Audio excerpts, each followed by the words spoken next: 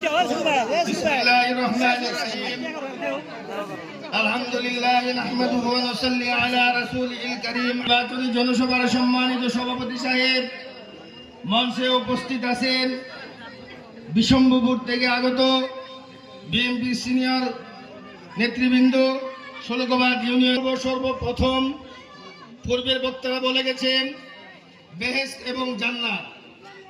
সম্মানিত উপস্থিতি, আপনারা জানেন এই পৃথিবীতে আমাদের নবী করিম সাল্লাল্লাহু আলাইহি ওয়াসাল্লাম আল্লাহর প্রেরিত রাসূল।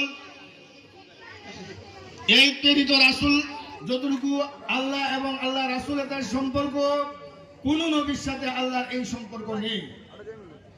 এই নবী করিম সাল্লাল্লাহু আলাইহি ওয়াসাল্লামের হযরত আদরের কন্যা হযরতে মা ফাতেমা রাদিয়াল্লাহু তাআলা আনহা, উনার স্বামী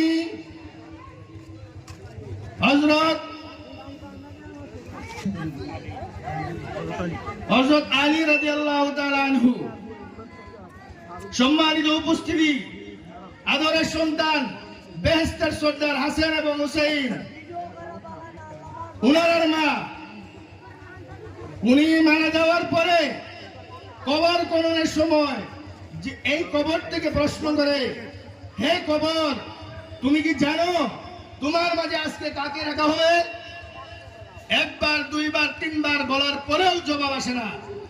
চতুর্থবারের মাথায়, হে কবর, তুমি হুঁশিয়ার হয়ে যাও, আজকে কবরে রাখা হবে হযরত মুহাম্মদ সাল্লাল্লাহু আলাইহি ওয়াসাল্লামের আদরের কন্যা হযরত ফাতেমা রাদিয়াল্লাহু তাআলা আনহা, বেহেশতের সর্দার নারীদের জগতে, এবং হাসান হুসাইনের মা এবং হযরত আলীর স্ত্রী। কবর থেকে জবাব আসে, আমি হযরত আলীর পরিবারও চিনি না, হাসান হুসাইনের মাকেও চিনি না, আমি হযরত মুহাম্মদ সাল্লাল্লাহু আলাইহি ওয়াসাল্লামের আদরের কন্যাও আমি চিনি না, আমি চিনি একমাত্র আমল।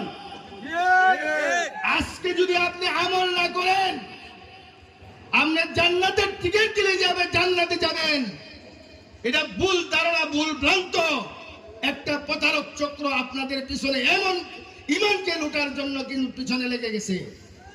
আপনারা পূর্বে শুনেছেন, এক বক্তা বলেছেন দাজ্জাল আসবে, দাজ্জাল বেহেশত এবং দুজক দুই হাতে নিয়ে আপনাকে বলবে, আপনার বাবা 40 বছর আগে মারা গেছে, তোমার বাবাকে আমি জীবিত করব, তুমি যদি জান্নাতে যেতে চাও তাহলে তুমি বলো জান্নাতে যাবে কিনা। তার কপালে কিন্তু লেখা থাকবে কাফের। যদি প্রকৃত মুমিন এবং মুসলমান হয়ে থাকে, তাকে বলবে তুমি